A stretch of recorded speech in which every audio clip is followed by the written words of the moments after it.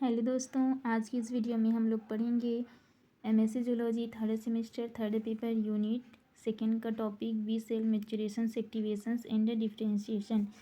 चलिए सिनॉप्सिस देखते हैं।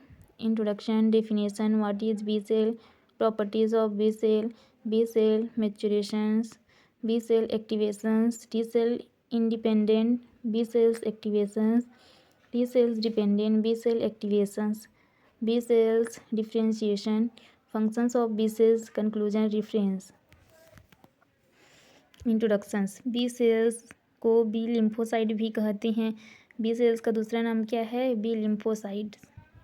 B cells white blood cells का एक टाइप होता है। ये इम्यून सिस्टम का बहुत इंपॉर्टेंट सेल्स होता है। बी सेल्स बोन मैरो में बनता है but blood and lymph tissue में पाई जाती है। बी सेल्स का डेवलपमेंट एंड मैच्योरेशंस बोन मैरो में ही होता है। ठीक है। बी सेल्स एंटीबॉडी मॉलिक्यूल्स का उत्पादन करती है, जिन्हें या तो स्रावित किया जा सकता है या प्लाज्मा मेम्ब्रेन में डाला जा सकता है। मेमोरी बी सेल्स को एक एंटीजन द्वारा सक्रिय किया जा सकता है। अगला है डेफिनेशंस। बी सेल्स एक टाइप का वाइट ब्लड सेल्स होता है जो इन्फेक्शन से लड़ने वाले प्रोटीन बनाती है। बी सेल्स क्या है? वाइट ब्लड सेल्स का एक टाइप है जो इन्फेक्शन से लड़ने के लिए प्रोटीन बनाती है, जिन्हें एंटीबॉडी कहा जाता है। बी सेल्स हमारी इम्यून सिस्टम का एक इम्पॉर्टेंट है जो हमारी बॉडी में harmful pathogen, virus, bacterial, parasites के खिलाफ रक्षा करती है, जो हमारी बॉडी में प्रवेश करते हैं एंड हमें बीमार करते हैं। जो हमें बीमार करते हैं उन पैथोजन से लड़ने में मदद करता है B cells. What is B cells? अब बी सेल्स क्या है उसको देखेंगे। बी सेल्स एंटीबॉडी नामक प्रोटीन बना करके आपको इन्फेक्शन से बचाती है। बी सेल्स क्या करती है? जो एंटीबॉडी नामक प्रोटीन होता है उसका फॉर्मेशंस करके हमें इन्फेक्शन से बचाती है। बी सेल्स एक टाइप के वाइट ब्लड सेल्स होती हैं जिन्हें लिम्फोसाइट्स कहती हैं। बी सेल्स को बी सेल्स इसलिए कहती हैं क्योंकि वह बोन मैरो में बनता है, बट इसलिए कहा जाता है कि उसकी खोज बोर्सा में की गई थी, इसलिए इसे बी सेल्स कहते हैं। बी सेल्स को बी सेल इसलिए नहीं कहते हैं कि वो बोन मैरो में बनता है, बल्कि इसलिए कहते हैं क्योंकि उसकी खोज बोर्सा में की गई थी। ठीक है। अगला देखते हैं properties of B cells. B cells की गुण। बी सेल्स सबसे पहले एंटीजन को पहचानती है। एंटीजन को पहचानेगी है ना, जो रोगजनक जीव होते हैं उनको पहचानेगी कि कोई टॉक्सिक मटेरियल है या नहीं। बी सेल्स स्पेसिफिक एंटीजन के लिए स्पेसिफिक होती है। कोई भी एंटीजन स्पेसिफिक होगा उसके लिए भी स्पेसिफिक बी सेल्स होंगी। इसके साथ ही ये बाइंड करती हैं। इनका वर्क एंटीजन्स को रिकॉग्नाइज करना, फिर उसके साथ अटैच्ड होना है। पहले उसे पहचानेंगे फिर उसमें जुड़ जाएंगे। T helper cells B cells में सरफेस में जो भी एंटीजन्स आती हैं उनके साथ आकर के बाइंड करती हैं। टी हेल्पर सेल्स क्या करती हैं? जो बी सेल्स के सरफेस में जितने भी एंटीजन्स आते हैं उनके साथ आकर के बाइंड करती हैं और उनको पहचानती हैं। एंड साथ ही साथ बी सेल्स को स्टिमुलेट करती हैं और साथ में क्या करती हैं? जो बी सेल्स होता है उनको स्टिमुलेट उत्तेजित कर देती हैं कि वहाँ प्लाज्मा सेल्स एंड एंटीबॉडी में डिवाइड हों, प्लाज्मा सेल्स और एंटीबॉडी में डिवाइड हो जाएं। ए टी हेल्पर सेल्स के थ्रू ही पॉसिबल है। ये जो टी सेल्स होते हैं उनके साथ ये पॉसिबल होता है। जो नेचर बी सेल्स होती है उसमें लाखों रिसेप्टर प्रेजेंट होते हैं। जो बी सेल्स होते हैं उनमें लाखों रिसेप्टर प्रेजेंट होती हैं। B cells bacteria, virus and other bacterial product होती हैं जो कि टॉक्सिक हो सकती हैं। इसको रिकॉग्नाइज करके उनसे डिफेंड करने का काम करती हैं। अगला देखते हैं बी सेल्स डेवलपमेंट एंड मैच्योरेशंस। तो बी सेल्स कहाँ बनते हैं? बोन मैरो में, है ना। और उनका डेवलपमेंट एंड मैच्योरेशंस भी कहाँ होता है? बोन मैरो में ही होता है। ये ओवरव्यू दिया हुआ है। देखिए इस डायग्राम को आप लोग अच्छे से देखिए, फिर इसको हम लोग नीचे में इसको डील करेंगे कि इसमें जो प्रोसेस चल रहा है वो किस प्रकार से चल रहा है। आप एक बार समझ जाएंगे तो आप बस डायग्राम को बना करके ही डील कर सकते हैं। प्रोसेस को आप समझते हैं, ठीक है। बोन मैरो पर एक ही टाइप्स की सेल्स पाई जाती हैं जिसे स्ट्रोमल सेल्स कहते हैं। जो बोन मैरो होता है उस पर क्या होता है कि प्रकार के सेल्स पाए जाते हैं जिसे स्ट्रोमल सेल्स कहते हैं। इनका काम होता है कि जब HSC सेल जब डिवाइड करती हैं तो उनके पॉपुलेशंस को मेंटेन करना। उनका काम क्या होता है, जब सेल्स डिवाइड करते हैं तो उनके पॉपुलेशंस को मेंटेन करना, और साथ ही साथ वी सेल्स के डेवलपमेंट में भी मदद करता है। प्रो बी सेल्स के सरफेस पर प्रोटीन प्रेजेंट होते हैं। जो प्रो बी सेल्स होते हैं उनके सरफेस पर प्रोटीन होते हैं, जैसे C8 ILR। C8 stromal sales के सरफेस पर जो SCF स्टोमल सीस फैक्टर होता है उसके इंटरेक्ट करता है, जिसकी वजह से ये IL-7 रिसेप्टर्स होती हैं जो ILR से बाइंड करता है। बाइंड करते ही एक सिग्नलिंग जनरेट होता है। उससे बाइंड करेगा फिर क्या होगा, सिग्नल जनरेट होगा, जो बी सेल्स के अंदर ही जनरेट होती है। जो बी सेल्स के अंदर कुछ फैक्टर, कुछ जीन को रीअरेंजमेंट किया जाता है। वहाँ पर जो जीन होते हैं, फैक्टर होते हैं, उनको रीअरेंजमेंट किया जाता है, फिर से अरेंज किया जाता है सिग्नलिंग के थ्रू। हैवी चेन का रीअरेंजमेंट किया जाता है। हैवी चेन बनने के बाद प्रो बी सेल्स चेंज हो जाता है प्रीवियस सेल्स में। वहाँ पर जो हैवी चेन प्रेजेंट होता है उसका रीअरेंजमेंट किया जाता है ना। जो हैवी चेन के बाद क्या होता है, जो प्रो बी सेल्स होता है वो प्रीवियस सेल्स में चेंज हो जाता है।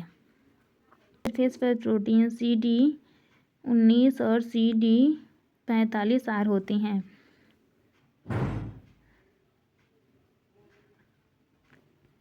सरोगेटेड light chain on pre B cells, फिर लाइट चेन्स का रीअरेंजमेंट होता है। लाइट चेन के रीअरेंजमेंट के कारण के चेन या लेम्डा चेन आते हैं। लाइट चेन पर सिंथेसिस होता है। देखिए यहाँ पर डायग्राम में दिया है मैच्योर बी सेल और इनमैच्योर बी सेल। इन दोनों में क्या डिफरेंट है, जो देखिए मैच्योर बी सेल है उसमें क्या है, IgD प्रेजेंट है, और इनमैच्योर में क्या है, IgD प्रेजेंट नहीं है, बाकी सब सेम है। अगला प्रोसेस देखते हैं। ऐसा बी सेल जिसके सरफेस पर IgM बन चुका हो, CD19 CD45R IG gamma IG beta, इन सारे स्टेट को जो लेकर के प्रेजेंट होता है उसे इनमैच्योर बी सेल्स कहते हैं। ठीक है, उनके सरफेस पर इतने सारे जो स्टेट होते हैं वो प्रेजेंट होता है तो क्या होता है, इनमैच्योर बी सेल्स। अब मैच्योर बी सेल्स में क्या होगा, इनमैच्योर बी सेल्स के सरफेस पर IgD का सिंथेसिस हो जाता है। जो इनमैच्योर बी सेल्स है उसके सरफेस पर क्या होता है, IgD का सिंथेसिस हो जाता है, तो उसे मैच्योर बी सेल्स कहते हैं। जब सिंथेसिस हो जाता है IgD का तो बी सेल्स क्या हो जाते हैं, मैच्योर हो जाते हैं, उसे ही मैच्योर बी सेल्स कहते हैं। अब यहाँ रेडी रहता है किसी भी एंटीजन को किल करने के लिए। अब बी सेल्स क्या है, कोई भी रोगजनक जीव आएगा उसे मारने के लिए तैयार हो गया है। अगला देखते हैं बी सेल्स एक्टिवेशंस। तो ये दो प्रकार से एक्टिवेट होगा, है ना। एक तो टी सेल्स इंडिपेंड, मतलब टी सेल्स की आवश्यकता नहीं होगी बी सेल्स को एक्टिवेट होने के लिए, और दूसरा में क्या है, T cells depend B cells activations. B cells को एक्टिवेट होने के लिए क्या करना पड़ेगा, टी सेल्स का हेल्प लेना पड़ेगा, है ना। तो वो डिपेंड हो गया टी सेल्स पे।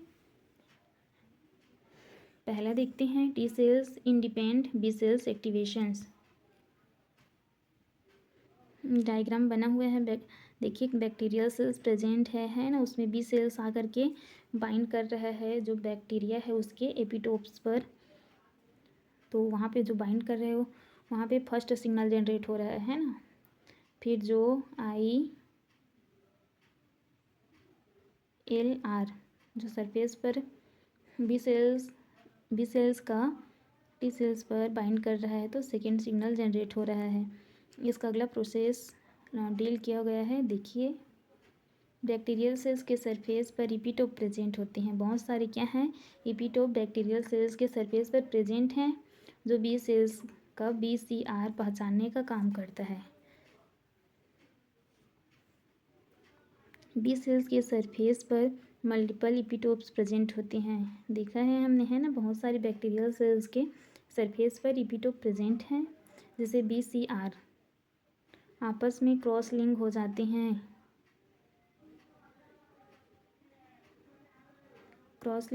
हैं। इसके बाइंडिंग की वजह से फर्स्ट सिग्नल जनरेट होता है, जिसके कारण क्या होता है, क्रॉस लिंक की वजह से फर्स्ट सिग्नल जनरेट हो जाता है ना। बी सेल्स के एक्टिवेट करने के लिए B cells activations T sales इन्वॉल्वेड नहीं होती हैं। इसमें बी सेल्स को एक्टिवेट करने के लिए क्या होता है, टी सेल्स इन्वॉल्व नहीं होता है। बिना टी सेल्स के बी सेल्स एक्टिवेट होता है। एंटीजेंस के ऊपर मल्टीपल आइडेंटिकल इपीटोप प्रेजेंट होते हैं। बी सेल्स के सरफेस पर ILR होता है, जो बैक्टीरिया के किसी और मॉलिक्यूल्स के साथ बाइंड कर सकता है। बैक्टीरिया के पर कोई पैटर्न प्रेजेंट होता है, इसे TLR बाइंड करता है, जिससे सिग्नल सेकेंड जनरेट होता है, जो बी सेल्स के एक्टिवेट करने के लिए हेल्प करता है। इसमें मेमोरी सेल्स नहीं पाया जाता है। ठीक है, दूसरा देखते हैं, T cells dependent B cells activations. देखिए, डायग्राम बना हुआ है। फर्स्ट क्या है, जैसे ही एंटीजन को रिकॉग्नाइज कर लेता है बी सेल्स ने और बाइंड कर लिया, उसे फर्स्ट सिग्नल जनरेट हो जाता है। जैसे एंटीजन को पहचान लिया है ना और उससे बाइंड कर लिया तो फर्स्ट सिग्नल जनरेट हो जाएगा। No cross linking of BCR, इसमें क्रॉस लिंक नहीं होता है।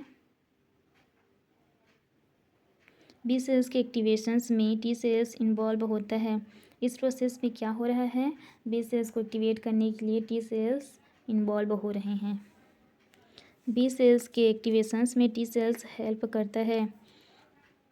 इसे थाइमस डिपेंड एंटीजन्स कहते हैं। Antigen can be protein. देखिए, डायग्राम बना हुआ है। टी हेल्पर सेल और बी सेल्स, कैसे टी सेल्स बी सेल्स को एक्टिवेट करने में हेल्प कर रहा है ना।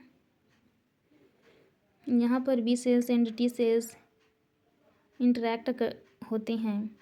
पहले बी सेल्स और टी सेल्स आपस में इंटरेक्ट होते हैं, जुड़ते हैं, है ना, तथा B cells and T cells के इंटरेक्शन से सिग्नल सेकेंड जनरेट होता है।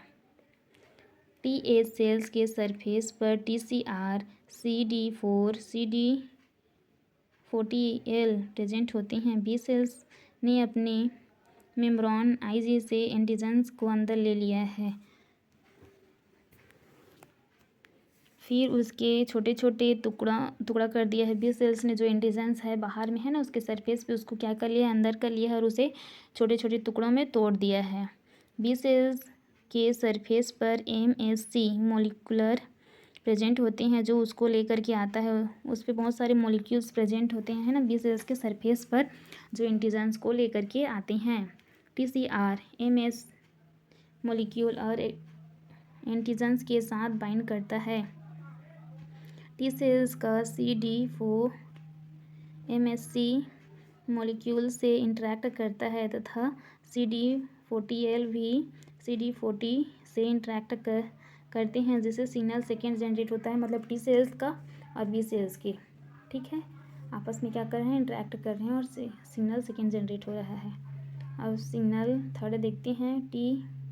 TS सेल साइटोकाइनेस का प्रोडक्शन करने लगता है और वे साइटोकाइनेसिस बी सेल्स को एक्टिवेट करता है। ठीक है, जब सेल्स टी सेल्स IA क्या है, ये 2 4 5 है ना, इंटरलुकेनेस का एक्शंस जो अब ILR से बाइंड करता है तो बी सेल्स के सरफेस पर प्रेजेंट होता है। जैसे ही ILR बी सेल्स से बाइंड करता है, यहाँ बी सेल्स एक्टिवेट हो जाता है, तब क्या होता है, सिग्नल थर्ड जनरेट होता है ना। डायग्राम में आप देख सकते हैं टी हेल्पर सेल्स के सरफेस पे क्या क्या प्रेजेंट है, CD40 और TCR CD4 और 245 है ना, ऐसे IL245 में प्रेजेंट है। और बी सेल्स के सरफेस पर BCR प्रेजेंट है। देखिए एंटीजन बाहर से आ रहा है, उसे BCR क्या कर रहा है, रिसीव करके अंदर भेज रहा है बी सेल्स के। फिर बी सेल्स के सरफेस पर MHA है, पेप्टाइड है, ILR है, CD40 है। तो सब क्या कर रहे हैं, आपस में बाइंड करके सिग्नल थर्ड जनरेट कर रहे हैं। ठीक है, अगला देखते हैं B cells differentiation. T cells independent B cells activation प्रोलिफरेशंस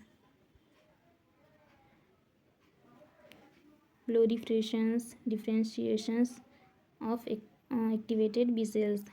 दोनों सिग्नल मिल करके प्रोलिफरेशंस कराते हैं बी सेल्स का। बी सेल्स प्लाज्मा सेल्स को बनाएगा, प्लाज्मा सेल IgM को बनाएगा, इसे मेमोरी सेल्स नहीं बनता है। दूसरा क्या है, T cells dependent B cells activation proliferations and differentiations.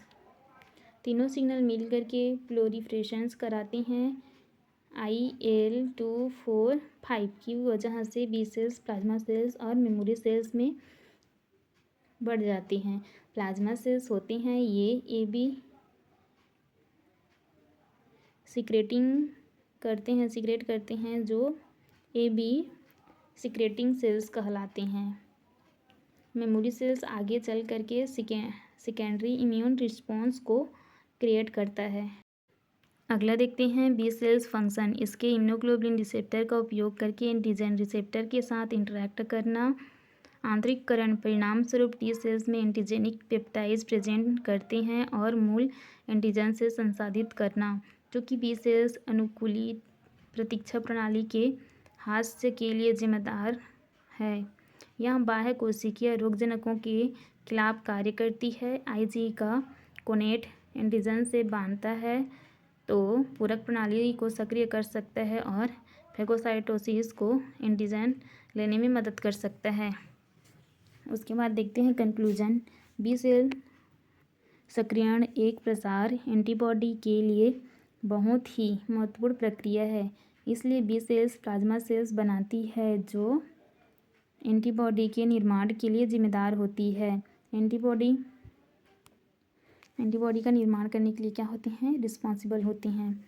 And B cells memory cells भी बनाती है जो फ्यूचर के लिए एंटीजन को याद रखती है।